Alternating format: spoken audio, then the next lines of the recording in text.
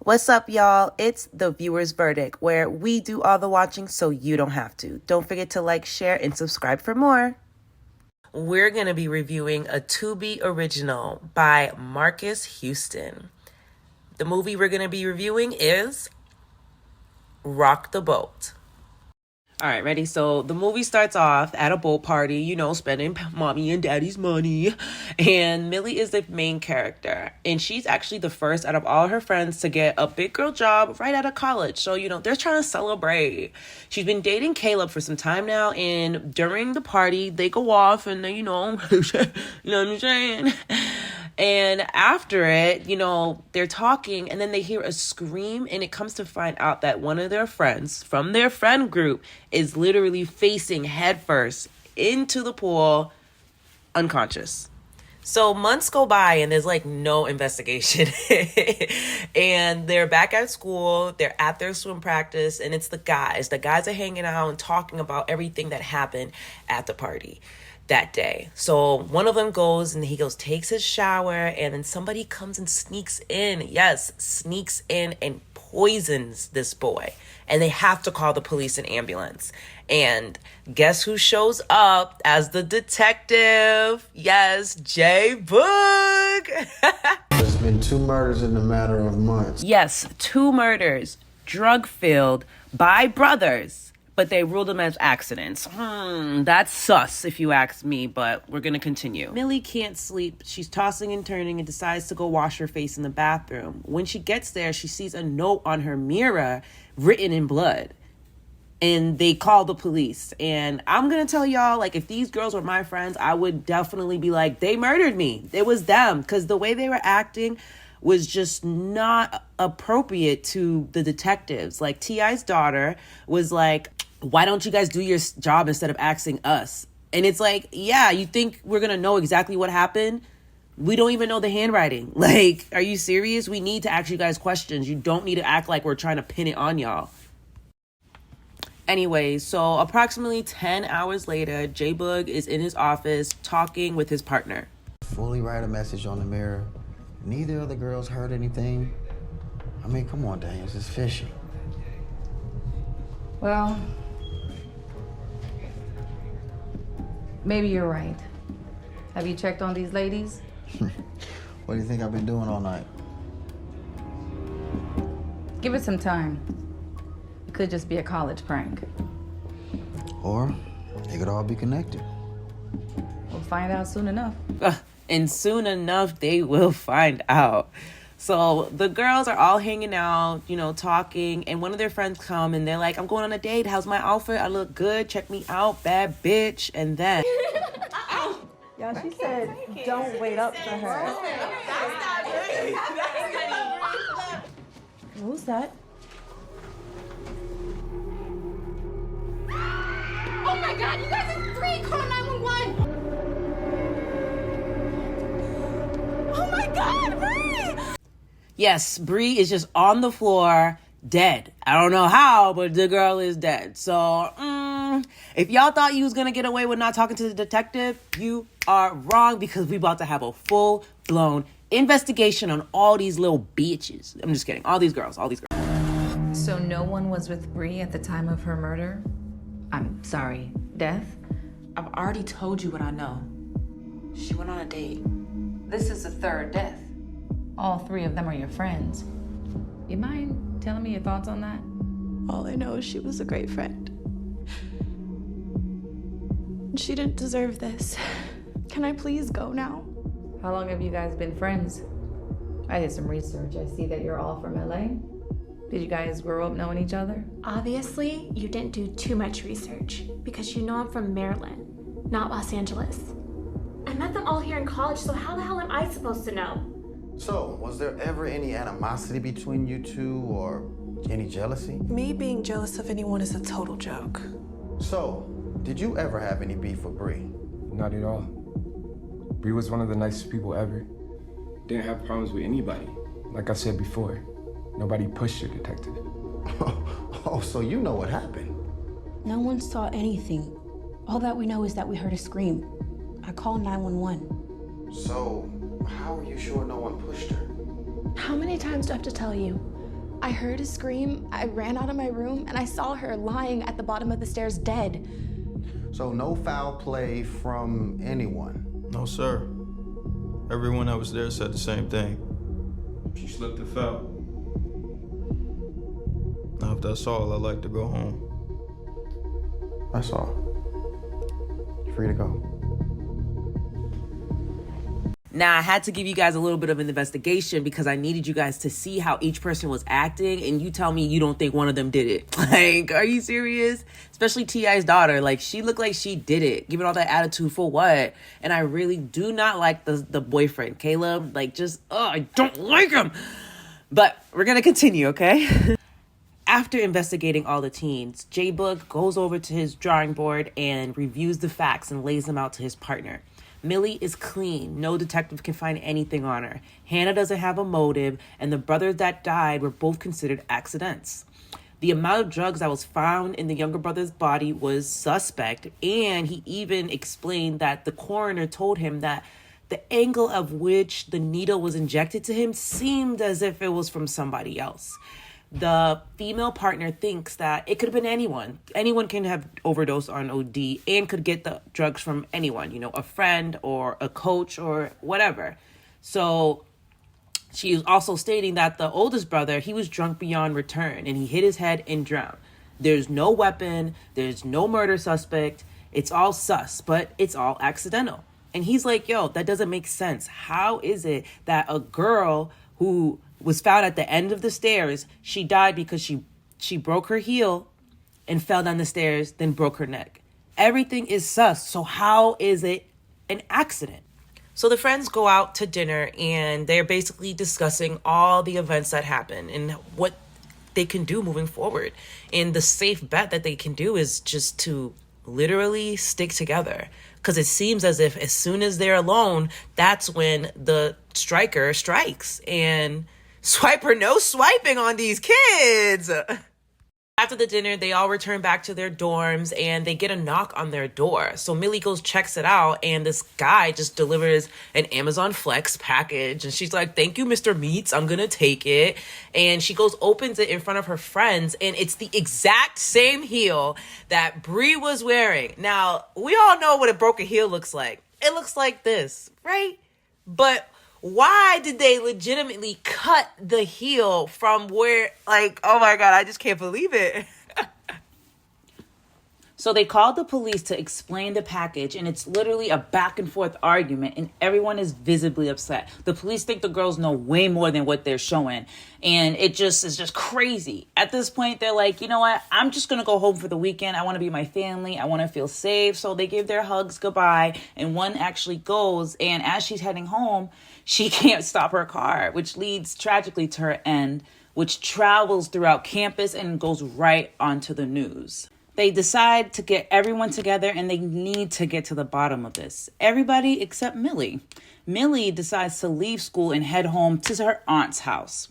They talk briefly and then Mellie goes to bed. And while she's sleeping, she has flashbacks of when she was a younger kid at the hospital with her aunt and her uncle. And she doesn't really remember why.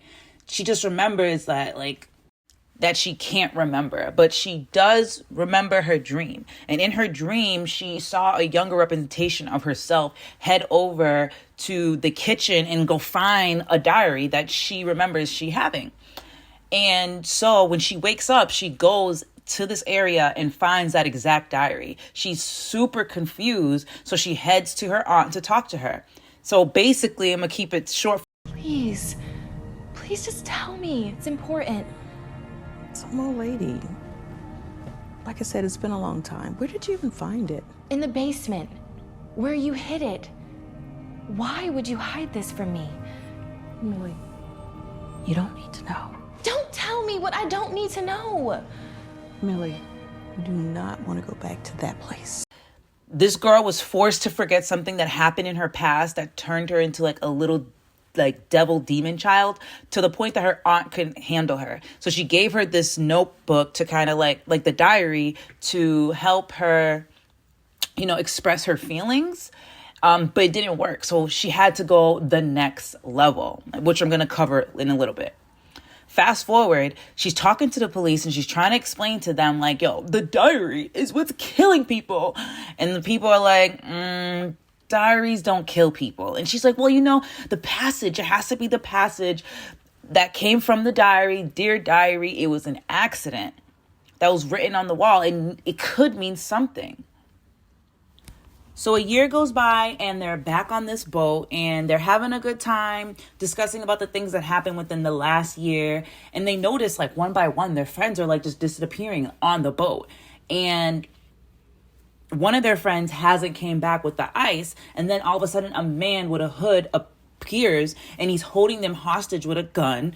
And Mellie has a bomb strapped to her. Yup.